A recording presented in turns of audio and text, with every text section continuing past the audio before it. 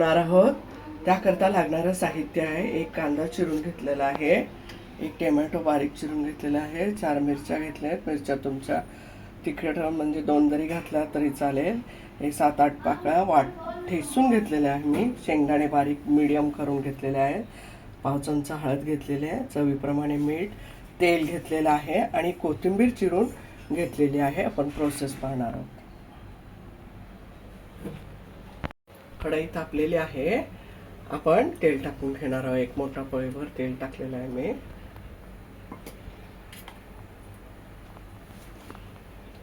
तेल तापलेलं आहे. आपण कांदा, टोमॅटो, मिरची, लसूण सगळं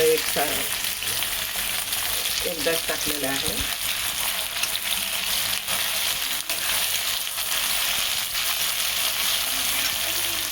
आपण मीठ पण घालणार आहोत.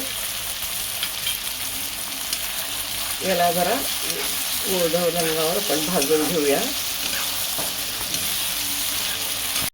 कांदा, टोमॅटो, मिरची, लसूण चांगला परतलेला आहे. आपण आहे ना हळद टाकून घेणार आहोत.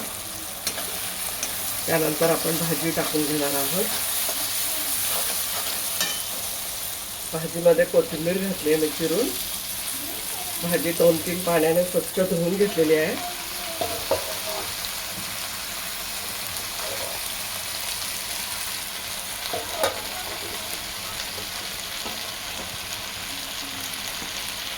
भाजी आपली चांगली अशी परतून घ्यायची आहे तेलामध्ये.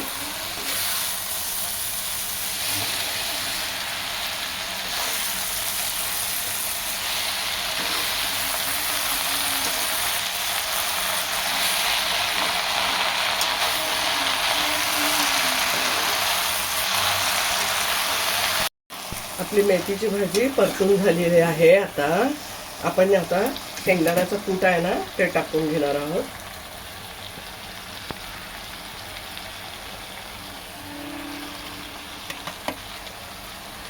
शेंगाचं कूट टाकलं, आपण परतून घेणार आहोत. मेथीच्या भाजीला पाणी सुटत आहे.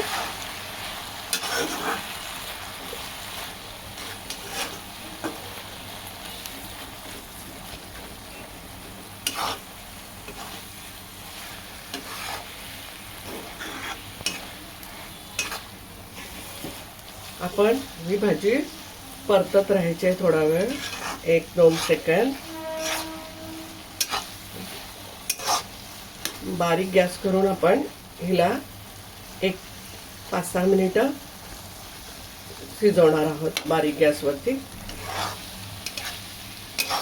कारण शेंगाचा खूप छान शिजेल.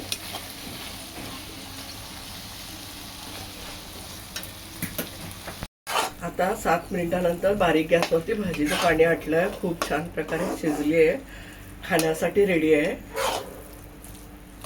आपण सर्व करून घेऊया. भाजी मी कढाईमध्ये केली आहे. पॅनमध्ये करत असेल तर तुम्हाला जास्त हलवायची गरज राहणार नाही, कारण मी कढाईमध्ये केले म्हणून खाली लागू नये शेंगाचा कूट, म्हणून मी हलवत राहिले. चला ठीक आहे, आपण सर्व करणार आहोत. भाजी सर्व करून घेतलेली आहे. मस्त खा, स्वस्त राहा, आनंदित राहा. लाईक करा, शेअर करा, सबस्क्राईब करा. धन्यवाद.